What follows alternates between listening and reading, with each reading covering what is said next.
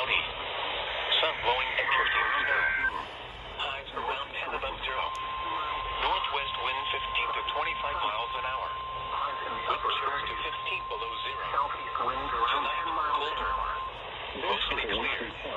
Lows 10 below to 15 below zero. During potentially dangerous weather situations, specially built receivers are automatically activated to warn of the impending Thursday. Tests of these receivers normally are conducted by the National Weather Service every Wednesday around noon.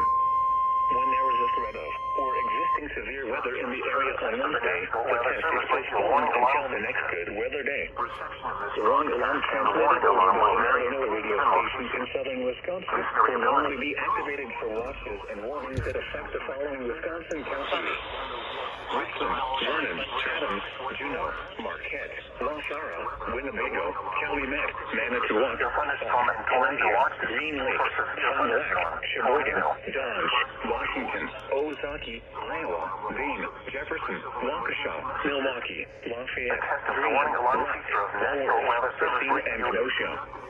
And the following Illinois counties: Stevenson, Boone, Winnebago, McHenry, and Lake, and all adjacent coastal waters of Lake Michigan.